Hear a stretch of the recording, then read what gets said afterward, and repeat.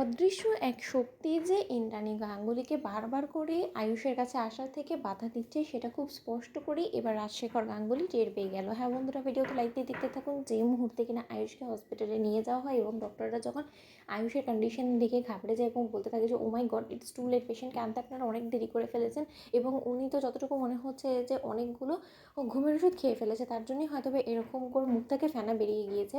আমাদের যত শীঘ্রই সম্ভব পেশেন্টের পেটটা ওয়াশ করতে হবে, নয়তো বা পেশেন্টের বেশিক্ষণ যদি পয়জনটা ভিতরে থেকে যায় তাহলে কিন্তু যে কোনো সময় যে কোনো খবর আসতে পারে। ঠিক সেই মুহূর্তে যখন কিনা আয়ুষ বলতে থাকে যে দোহাই আপনার ডক্টরবাবু, আমি আপনার কাছে হাত ধরবো, অনুরোধ করছি আমার ভাইদাকে আপনি যে করেই হোক না কেন বাঁচান, আমার ভাইদা নয়তো বা মরে যাবে।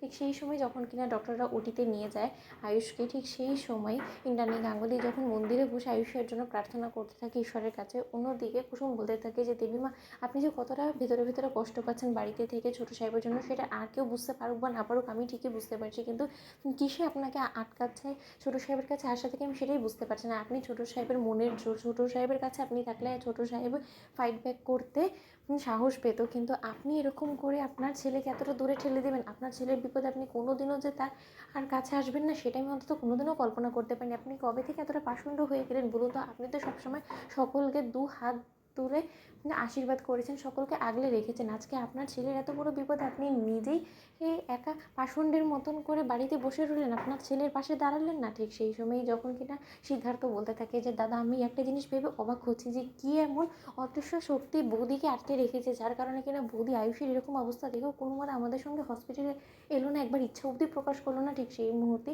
যখন কিনা ঈশান বলতে থাকে যে কে আবার, এখন তার কাকিমণি বাড়িতে নেই, এখন আছে তো একজন, সেটা হলো গিয়ে ওই দেবলীনা। দেবলীনা নিশ্চয়ই ভাইদের বিরুদ্ধে কান ভাঙিয়েছে মায়ের, এর জন্যই হয়তো বা সেই অদৃশ্য শক্তি মাকে বাধা দিচ্ছে বারবার করে। মায়ের অহংকার বারবার করে মাঝখানে চলে আসছে, মায়ের এত দিনের বিশ্বাস ভাইদা ভঙ্গ করেছে, সেটা শুধুমাত্র একটা প্রধান কারণ নয় বাবা। আমি তো বলবো যে ওই দেবলীনাই মাকে ভাইদা থেকে সরিয়ে ফেলার পরিকল্পনা করছে, যত শীঘ্রই সম্ভব ওই দেবলীনাকে বাড়ি থেকে তাড়াতে হবে।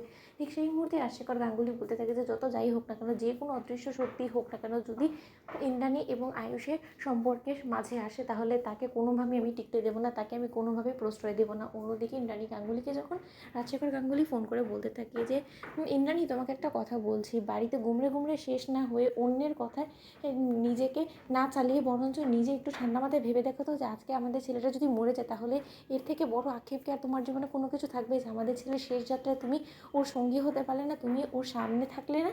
তাহলে তুমি না হয় এক কাজ করো, বাড়িতেই যখন তোমার বসে থাকাটা তোমার যখন এতই জেদ, তাহলে বরঞ্চ তুমি আমাদের ছেলের মৃত্যুর প্রহর গণো, যখন কিনা আমাদের ছেলে মরে যাবে তখন আমি তোমাকে সেই সংবাদটা দেবো, ভালো হবে তো? ঠিক সেই মুহূর্তে ইন্দ্রাণী গাঙ্গুলি চিৎকার করে ওঠে। তো বন্ধুরা, লাইক শেয়ার করে সাবস্ক্রাইব করো।